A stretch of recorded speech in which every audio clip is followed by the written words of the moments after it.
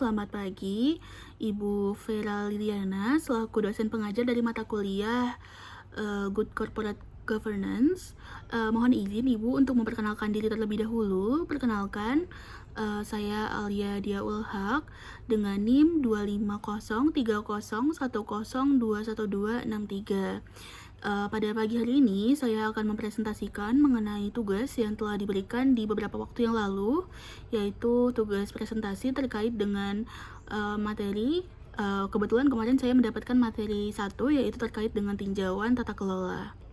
Jadi menurut G20 atau OECD, Principles of Corporate Governance, corporate governance itu merupakan sistem hubungan antara manajemen, dewan komisaris, pemegang saham, dan juga pemangku kepentingan lainnya yang menjadi dasar dalam mengarahkan, mengendalikan, dan juga mengawasi perusahaan agar tujuan perusahaan itu dapat tercapai dengan efektif.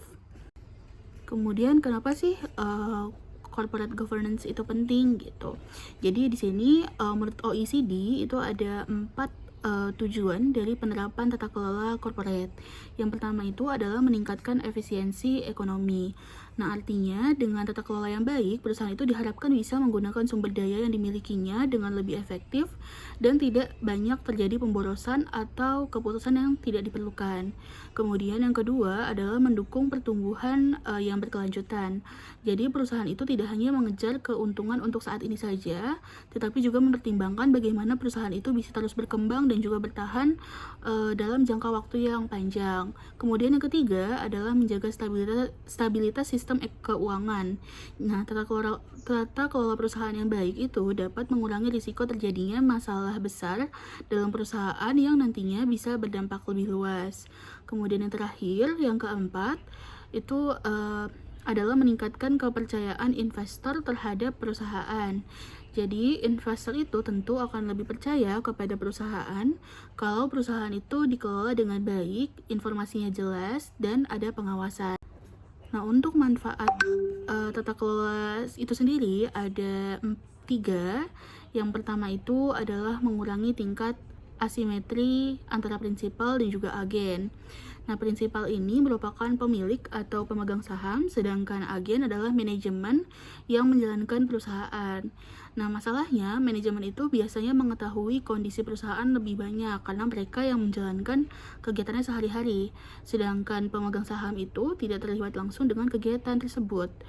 Nah, kondisi ketika satu pihak mempunyai informasi lebih banyak daripada pihak lainnya itu yang disebut dengan asimetri informasi. Nah, corporate governance itu mendorong keterbukaan informasi supaya pemegang saham mendapatkan informasi yang cukup dan kesenjangan informasi dengan manajemen itu dapat dikurangi. Kemudian manfaat yang kedua adalah mengurangi perilaku self-interest. Self-interest itu berarti bahwa seseorang itu lebih mengutamakan kepentingan dirinya sendiri. Contohnya, manajemen itu seharusnya mengambil keputusan untuk kepentingan perusahaan, tetapi justru di sini malah mengambil keputusan yang lebih menguntungkan untuk dirinya sendiri. Nah, dengan adanya aturan dan juga pengawasan, perilaku seperti ini diharapkan dapat dikurangi. Kemudian yang terakhir, yang ketiga, adalah meningkatkan pengarahan dan juga pengawasan. Nah, dengan pembagian tugas yang jelas antara pihak-pihak dalam perusahaan, kemudian adanya dewan komisaris dan juga komite pendukung yang melakukan pengawasan, pengelolaan perusahaan itu diharapkan menjadi lebih efektif dan juga akuntabel. Kemudian selanjutnya kita akan bahas terkait dengan PUKI. Jadi PUKI itu adalah Pedoman Umum Governansi Korporat Indonesia yang diterbitkan oleh Komite Nasional Kebijakan Governansi atau KNKG. Nah, jadi PUKI itu merupakan salah satu pedoman dalam menerapkan tata kelola korporat di Indonesia agar disusun dengan selaras dan juga dengan praktik serta standar global. Nah, di sini ada 4 pilar tata kelola korporat. Yang pertama adalah perilaku beretika. Jadi di sini dijelaskan bahwa perusahaan itu harus menjalankan bisnis dengan jujur dan berintegritas. Kemudian yang kedua adalah akuntabilitas. Akuntabilitas itu berarti bahwa setiap keputusan dan tindakan perusahaan itu harus dapat dipertanggungjawabkan. Kemudian yang ketiga adalah transparansi. Jadi transparansi itu berarti bahwa perusahaan itu terbuka dalam menyampaikan informasi yang penting. Kemudian yang keempat itu adalah keberlanjutan.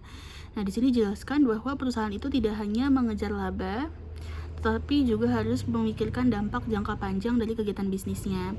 Kemudian kita masuk ke prinsip-prinsip Pookie. Nah, di sini ada 3 kelompok. Kelompok yang pertama adalah organ penyelenggara governansi. Jadi kelompok ini berkaitan dengan pihak yang menjalankan dan mengawasi perusahaan, terutama direksi dan juga dewan komisaris.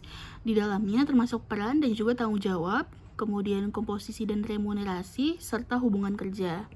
Kemudian kelompok yang kedua adalah proses governansi.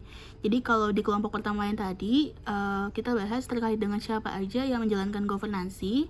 Nah, kalau di kelompok kedua ini lebih membahas bagaimana proses tata kelola tersebut dilakukan. Nah, di sini di dalamnya ini terdapat perilaku etis, kemudian manajemen risiko, pengendalian internal, kepatuhan, dan juga transparansi. Kemudian kelompok ketiga adalah pemilik dan pemangku kepentingan. Nah, di sini berkaitan dengan bagaimana perusahaan itu memperhatikan dan juga melindungi hak pemegang saham serta hak pemangku kepentingan. Kemudian, nah di sini kita bahas tentang satu kasus, yaitu kasus Enron Corporation. Jadi Enron ini merupakan perusahaan energi asal Amerika Serikat yang didirikan pada tahun 1985. Awalnya, Enron ini bergerak di bidang transmisi dan juga distribusi gas alam. Kemudian, perusahaan ini berkembang menjadi perusahaan yang bergerak dalam perdagangan energi dan komoditas, termasuk listrik dan juga gas alam. Nah, perusahaan ini berkembang sangat pesat dan pada akhirnya menjadi salah satu perusahaan energi terbesar di dunia. Tapi pada tahun 2001, Enron ini mengalami kebangkrutan. Nah, kasus Enron ini menjadi terkenal karena sebelum bangkrut, perusahaan itu ternyata melakukan manipulasi terhadap pelaporan keuangannya. Nah, di sini perusahaan melakukan 3 modus. Yang pertama itu adalah menyembunyikan utang dan kerugian. Jadi di sini kondisi keuangan perusahaan itu yang sebenarnya tidak ditampilkan secara terbuka sehingga perusahaan itu terlihat lebih sehat daripada kondisi yang sebenarnya. Kemudian yang kedua itu adalah memanipulasi laba. Jadi angka laba itu dibuat sedemikian rupa sehingga kinerja perusahaan itu terlihat lebih baik daripada yang seharusnya.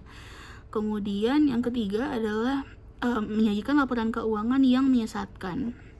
Kalau dihubungkan dengan kasus yang tadi dengan 4 pilar tata kelola korporat, yang pertama terkait dengan perilaku beretika. Di sini Enron tidak memenuhi pilar ini karena manajemen dengan sengaja memanipulasi laporan keuangan untuk mempertahankan citra perusahaan. Jadi tindakannya ini dilakukan tidak sesuai dengan prinsip kejujuran dan juga integritas. Kemudian yang kedua adalah akuntabilitas. Di sini direksi, dewan direksi, dan juga auditor eksternal dinilai gagal menjalankan fungsi pengawasan secara efektif. Akhirnya akibatnya penyimpangan yang terjadi tidak terdeteksi sejak dini. Kemudian yang ketiga adalah transparansi. Di sini informasi keuangan yang dipublikasikan itu tidak menunjukkan kondisi perusahaan yang sebenarnya. Artinya pihak yang berkepentingan itu tidak memperoleh informasi yang benar atau valid gitu. Dan yang terakhir, yang keempat adalah keberlanjutan. Manajemen di sini lebih fokus pada peningkatan laba dan juga harga saham dalam jangka pendek saja daripada memikirkan keberlangsungan perusahaan dalam jangka waktu yang panjang. Selanjutnya di sini kita akan menghubungkan kasus tersebut dengan prinsip Pookie. Yang pertama adalah terkait dengan organ penyelenggara governansi. Di sini, direksi dan dewan pengawas gagal menjalankan fungsi pengelolaan dan pengawasan secara efektif. Akibatnya, manipulasi yang dilakukan itu tidak segera terdeteksi. Kemudian, yang kedua adalah proses governansi. Nah, di sini Enron tidak menerapkan perilaku etis, pengendalian internal yang memadai, dan juga manajemen risiko yang baik, serta transparansi dalam laporan keuangan. Kemudian yang terakhir, terkait dengan pemilik dan pemangku kepentingan. Di sini hak pemegang saham dan stakeholder itu tidak terlindungi karena mereka menerima informasi yang tidak benar dan juga menyesatkan. Akibatnya kondisi perusahaan yang sebenarnya terungkap dan perusahaan bangkrut. Kemudian mereka mengalami kerugian. Nah, kesimpulan dari kasus ini Karena Enron tidak menerapkan pilar dan juga prinsip tata kelola korporat, perusahaan tidak memperoleh manfaat corporate governance. Asimetri informasi justru meningkat akibat manipulasi laporan keuangan, perilaku self-interest management yang semakin dominan karena mengejar bonus dan juga harga saham, serta lemahnya pengawasan yang memungkinkan penyimpangan terus terjadi. Dampaknya, konflik kepentingan meningkat, kemudian kepercayaan investor menurun, dan juga Enron berakhir pada kebangkrutan.